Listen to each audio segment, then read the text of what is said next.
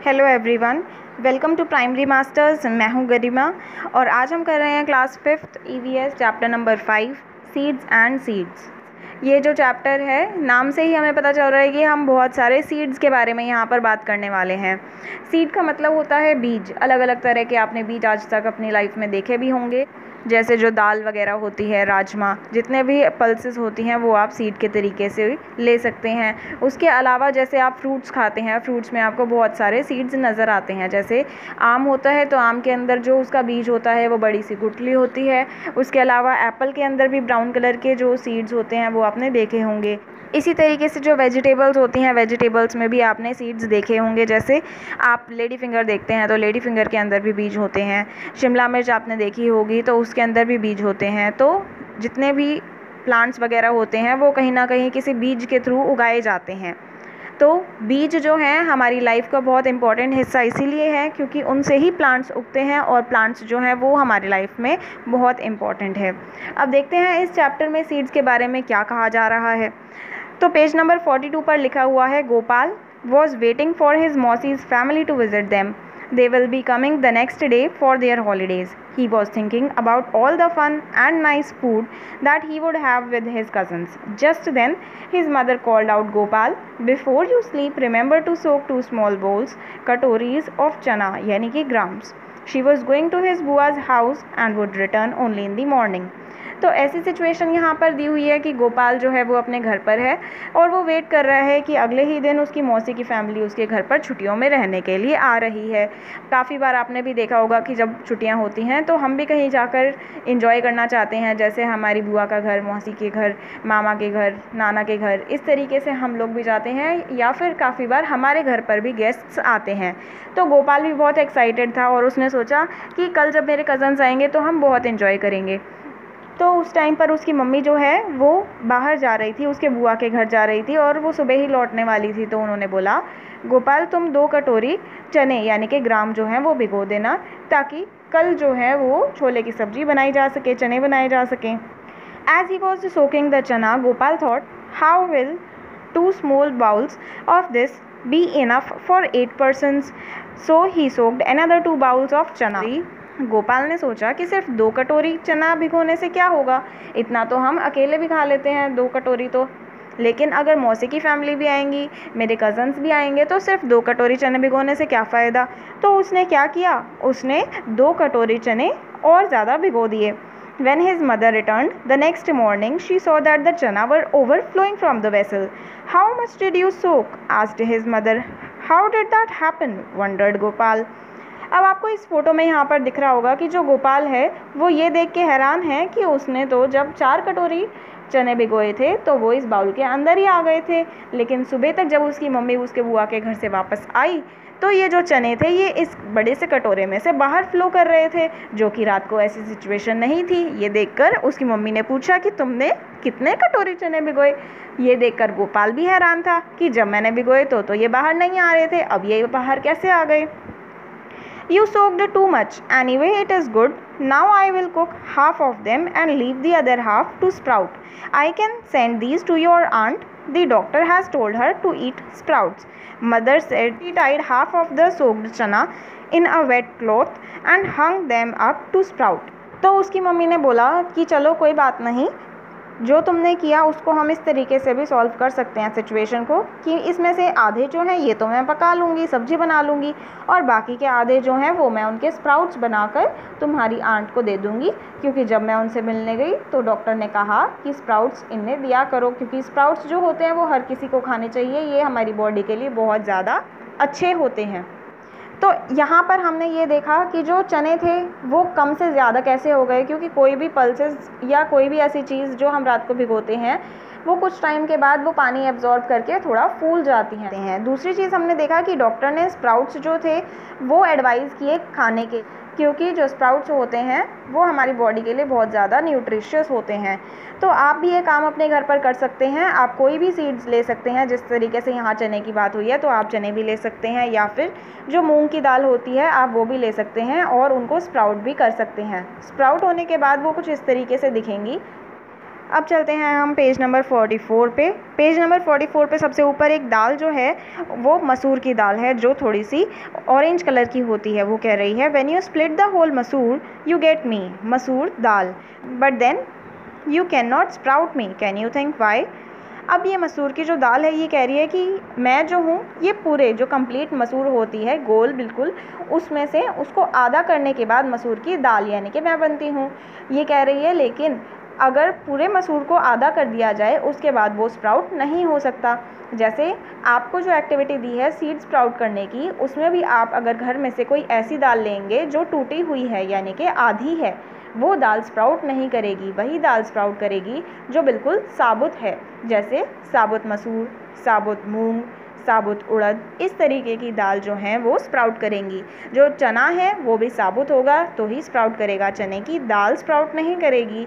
तो वो इसलिए क्योंकि उसके अंदर जो कॉटिलेडन्स होते हैं उसी में स्प्राउट करने की एबिलिटी होती है। नेक्स्ट एक्टिविटी जो आपको इस चैप्टर में करनी है वो है प्लांट योर सीड्स, यानी कि आपको भी प्लांट अपने घर में उगाना है। उसके बाद आपको उसमें नोटिस करना है कि प्लांट की जो हाइट है वो कितने दिनों में बढ़ी, कितने दिनों में उसमें पत्तियां आई, या कोई और चेंज भी आपको उसमें दिखा है। तो इस तरीके से आप उसको नोट कर सकते हैं इस टेबल में पेज नंबर 44 पे। उसके बाद आ जाते हैं हम पेज नंबर 46 पे। यहाँ आपको एक बॉक्स दिख रहा होगा और उसमें एक प्लांट दिख रहा है जिसमें लिखा हुआ है हेडिंग में प्लांट्स विच हंट। तो आपने तो हमेशा यही सुना होगा कि जो जानवर होते हैं वो ही एक दूसरे का शिकार करते हैं, या ऐसा भी सुना होगा कि जो लोग हैं वो भी शिकारी होते हैं, उनको हम हंटर्स या पोचर्स बोलते हैं जो जानवरों का शिकार करते हैं। कभी हमने ऐसा नहीं सुना कि जो प्लांट है वो शिकार करता है, लेकिन कुछ ऐसे स्पेशल प्लांट्स भी हैं जो हंट करते हैं अपने प्रे को और उसे ही अपना खाना बनाते हैं, जैसे ये प्लांट आपको दिख रहा है। चलिए इसके बारे में रीड करते हैं। यहाँ लिखा हुआ है there are some plants which trap and eat frogs, insects and even mice. The pitcher plant Nepenthes is one such plant. It is found in Australia, Indonesia and Meghalaya in India. It has a pitcher-like shape and the mouth is covered by a leaf. The plant has a special smell that attracts insects to it. When the insect lands on the mouth of the plant, it gets trapped and cannot get out. What a clever way to hunt. ये जो plant आपको दिख रहा है ये pitcher plant, इसी का दूसरा नाम होता है नेपेंथीस। ये ऑस्ट्रेलिया में देखा जाता है, इंडोनेशिया में देखा जाता है, और इंडिया की अगर बात करें तो ये इंडिया में मेघालय जो स्टेट है वहाँ पर देखा जाता है। ये पिचर की शेप में होता है और इसके ऊपर एक लीफ होती है जो किसी भी इंसेक्ट, माउस या रैट को ट्रैप करने में हेल्प करती है। जब कोई एनिमल या इंसान किसी का शिकार करता है तो उसको खुद ही अपने शिकार तक जाना होता है, लेकिन प्लांट जो होता है वो मूव नहीं कर सकता, वो तो एक ही जगह पर अपने रूट्स की वजह से रुका रहता है। इसलिए वो अपने प्रे को कैसे बुलाए, कैसे उसको खाए, तो उसके लिए ये बहुत अच्छी सी स्मेल जो है ये अपने आसपास अपने सराउंडिंग में छोड़ता है, जिससे जो आसपास के इंसेक्ट्स वगैरह होते हैं वो अट्रैक्ट हो जाते हैं और इस प्लांट की तरफ आने लगते हैं। जैसे ही इस प्लांट के मुंह पर यानी ऊपर वाले सर्कल पर आकर कोई इंसेक्ट बैठता है, वैसे ही ये अपने ऊपर वाली लीफ को एकदम बंद कर देते हैं और ये जो इंसेक्ट होता है इसके अंदर गिर जाता है। फिर ये जो प्लांट है उसको एब्जॉर्ब कर लेता है, इस तरीके से उसको अपने अंदर डाइजेस्ट कर लेता है। इसलिए इसको बोला जाता है कि ये बहुत क्लेवर प्लांट है। अब इसके बाद आ जाते हैं हम पेज नंबर 47 पर। पेज नंबर 47 पर लिखा हुआ है नीचे वांडरिंग सीड्स। वांडरिंग का मतलब होता है घूमना, घूमते हुए बीज। Plants can not move around. Plants जो होते हैं वो तो मूव कर ही नहीं सकते, क्योंकि उनके जो रूट्स होती हैं, उनकी जो जड़ें होती हैं, वो उनको उसी जगह पर जहाँ पर वो उगते हैं वहाँ पर फिक्स करके रखती हैं। Once they grow, they remain in the same place, but their seeds are great travelers. They can reach far and wide. Look at picture 1 on the next page and see the flying seeds. अब जो plant है वो तो move नहीं कर सकता, दूसरी जगह पर नहीं जा सकता, लेकिन इसके जो सीड्स होते हैं, जो इनके बीज होते हैं, वो अलग अलग जगहों पर जा सकते हैं। जैसे आपको यहाँ पेज नंबर 48 पर दिख रहा होगा, ये जो फर्स्ट यहाँ पर पिक्चर दी हुई है, पिक्चर 1, यहाँ पर आपको दिख रहा होगा एक ऐसा प्लांट जिसमें वाइट कलर के फेदर की तरीके से बीज होते हैं ये आपने काफ़ी बार अपने आसपास उड़ते हुए भी देखे होंगे। ऐसा लगता है कि कोई बहुत हल्की सी चीज़ जिसमें थोड़ी थोड़ी सी लाइनें आपको दिख रही हैं ये उड़ रही हैं, असल में ये सीड्स होते हैं। इनका नाम डेंडेलियंस होता है। ये ऐसे सीड होते हैं जो एयरवेज से ट्रैवल करते हैं। और पिक्चर 2 में आपको दिख रहा है एक ऐसा प्लांट जिसमें बहुत सारी नुकीली चीज़ें स्पाइन की तरीके से उगी हुई हैं। तो ये भी सीड्स हैं जो एक जगह से दूसरी जगह पर ट्रैवल करते हैं चीज़ों से चिपक के। अब ये जो नीचे लिखा हुआ है look at picture 2, this seed can not fly. ये जो सीड है पिक्चर 2 में ये फ्लाई तो नहीं कर सकता जैसे पिक्चर 1 वाला सीड फ्लाई कर रहा था, लेकिन but it can still travel by sticking on the fur of animals और on our clothes. In this way it gets a free ride. Did you get any idea from these seeds? अब बोला जा रहा है कि ये जो seed आपको पिक्चर 2 में दिख रहे हैं इसके उड़ने का तरीका तो नहीं है कोई, लेकिन तब भी ये एक जगह से दूसरी जगह पर ट्रैवल करता है। या तो ये इंसानों के कपड़ों पर चिपक जाता है और दूसरी जगहों पर पहुंच जाता है, या फिर ये किसी एनिमल के फर में चिपक जाता है और फिर एक जगह से दूसरी जगह पर ये एक फ्री राइड लेकर पहुंच जाता है। This happened in 1948.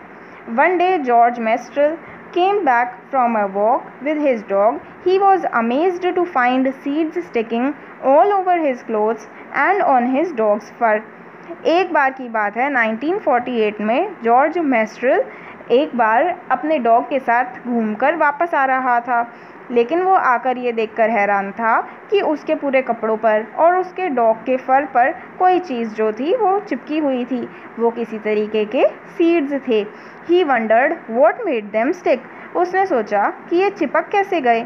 So he observed these seeds under a microscope. उसने एक माइक्रोस्कोप लेकर उसकी हेल्प से इन सीड्स को बहुत ध्यान से देखा और उसको समझने की कोशिश करी कि इसमें कोई फेविकोल तो है नहीं जो अलग अलग चीज़ों से ये चिपक जाते हैं, तो ये कैसे चिपक पा रहे हैं।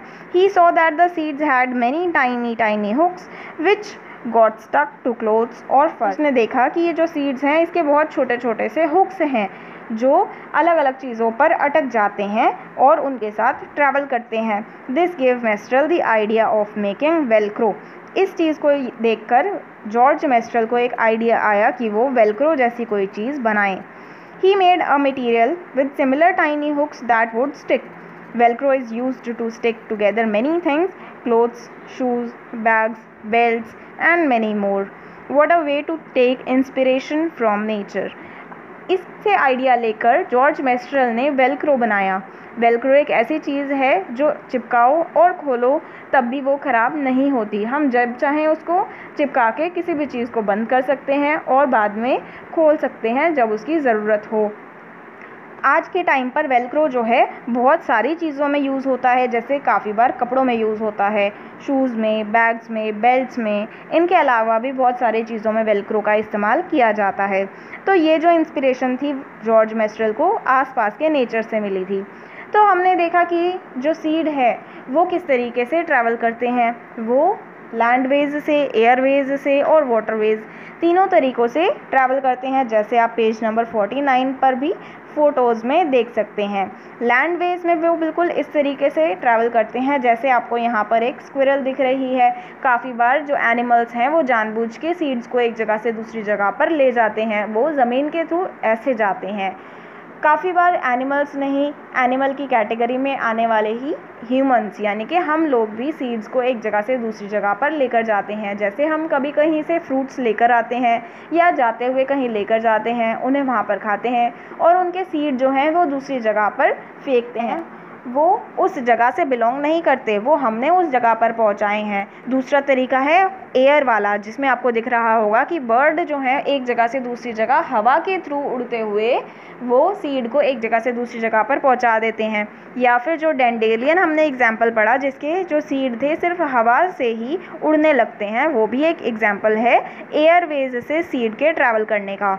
तीसरा तरीका है ये जो वाटरवेज में आपको दिख रहा है कि ये कोकोनट ट्री है और उसका जो बीज है यानी कि कोकोनट वो पानी में गिर जाता है और पानी जहाँ पर उसको फ्लो करके लेकर जाएगा वहाँ पर वो चलता जाएगा।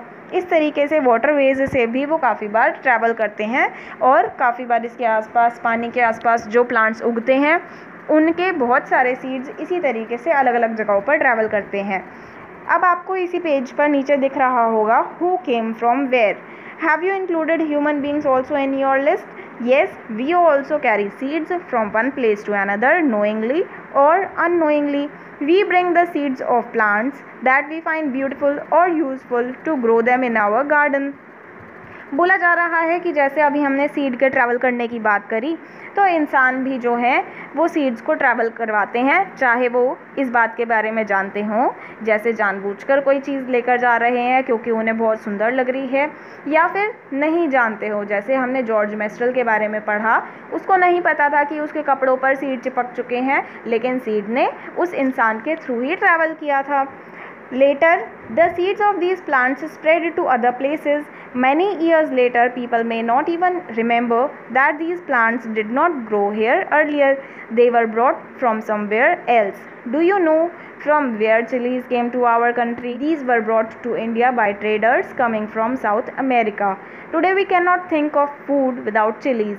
जैसे हम यहाँ पर सोच भी नहीं सकते आज के टाइम पर कि हमारा जो खाना है बिना मिर्च के कैसे बनेगा, लेकिन असलियत में ये जो ग्रीन चिलीज़ जो आपको साथ में दिख रही हैं, ये इंडिया की हैं ही नहीं, ये बाहर से साउथ अमेरिका से जो ट्रेडर्स बहुत पहले इंडिया में आए थे, ये अपने साथ लेकर आए थे।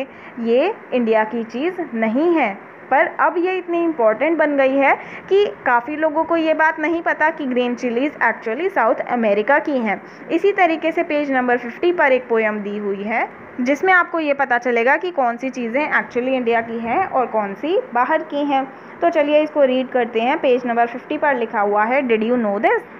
From South America long ago came a tomato, a potato and a green chili. Do you know this? A cabbage came from Europe and also a pea. From Africa came a coffee bean and a green bhindi.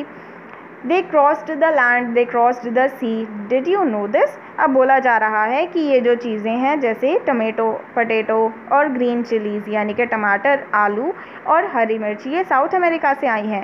Cabbage यानी कि बंद गोभी Europe से आई है, और P यानी कि मटर, ये भी यूरोप की है। कॉफ़ी बीन्स जो कॉफ़ी बनाई जाती है जिससे जो इंडिया में अब बहुत ज़्यादा उगाई जाती है, ये अफ्रीका की है। और भिंडी यानी कि लेडी फिंगर, ये भी अफ्रीका की है। इन्होंने बहुत ज़्यादा डिस्टेंस कवर किया, उसके बाद ये अलग अलग कंट्रीज़ में जैसे इंडिया में पहुंची, और ये इतने ज़्यादा अमाउंट में अब यहाँ पर उगाई जाती हैं कि लोग इसे बहुत ज़्यादा यूज़ करते हैं।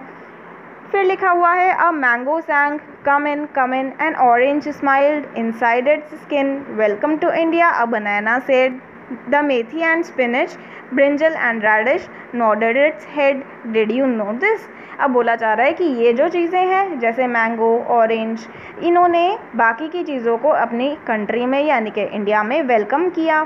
जैसे कैबेज, पोटैटो, टमेटो, ये सब चीज़ें बाहर से आई थी, लेकिन कुछ चीज़ें इंडिया की अपनी भी थी पहले से, जैसे मैंगो, ऑरेंज, बनाना, मेथी, स्पिनच, ब्रिंजल, रेडिश, ये सब चीज़ें एक्चुअली पहले से इंडिया की ही थी। इन्होंने बाकी की चीज़ों को वेलकम किया। तो इस चैप्टर में हमने सीड्स के बारे में काफ़ी कुछ पढ़ा। हमारा ये चैप्टर यहीं पर ओवर होता है। नेक्स्ट वीडियो में हम इसके क्वेश्चन आंसर्स डिस्कस करेंगे।